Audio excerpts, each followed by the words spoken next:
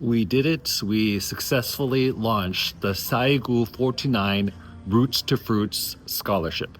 Hello, this is Dr. Jeff, and tomorrow it's SAIGU. That's Korean for 429.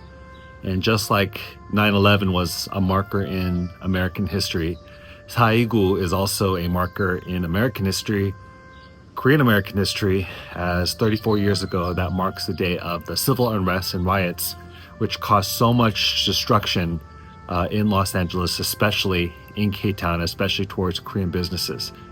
So from that pain, I wondered, is there a space for stories of resilience to emerge, some lessons to be learned? And so that's where the idea of SAIGU429 Roots to Fruits came to fruition, where we partnered with Hapen Im, and through faith and community empowerment, created a scholarship opportunity for students to create a short form 2-minute video to talk about the roots to fruits, after looking at a podcast that we created last year, also on SAIGU429 Roots to Fruits.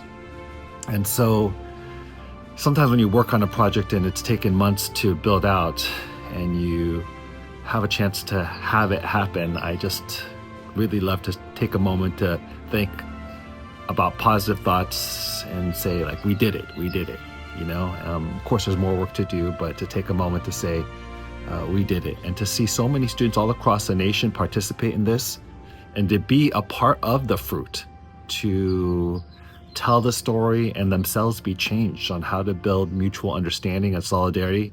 Here at CVA e-learning, where I'm at, we had 2 students who placed. One was the 3rd place winner, Guadalupe, and her powerful story. And we also had an honorable mention, Michaela, as well.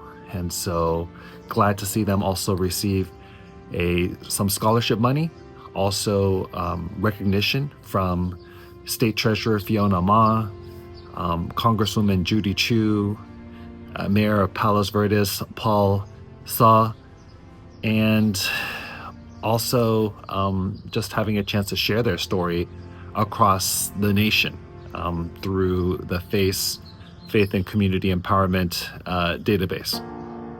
And then also in 1st place was Naomi. And the way that I'm connected to that story is in 2011, her father, Dr. Hubert Kim, had shared with me his SAIGU story, his story of resilience. And I just remember hearing his story and never being the same again, and also wanting to never forget that story, and knowing how important it was to tell this story. And sometimes we look back and it's very easy not to look at the pain points because they're difficult.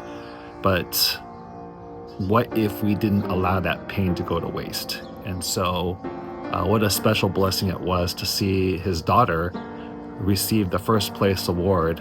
And that was so many years ago. Maybe she was just a baby or she wasn't born yet, kind of like a full circle moment, and such a blessing for me to be a part of. So as we think about SAIGU429, it's one of the painful moments in Korean American history in the United States as we think about the civil unrest, and for others. But it's also a moment to think about the kind of fruits that can form from a painful event when handled in a way that's loving and wise, rather than being fearful and angry. Big congratulations, and I hope on 429 it can be an opportunity for many to reflect on this story of resilience. Why? To form a more perfect union.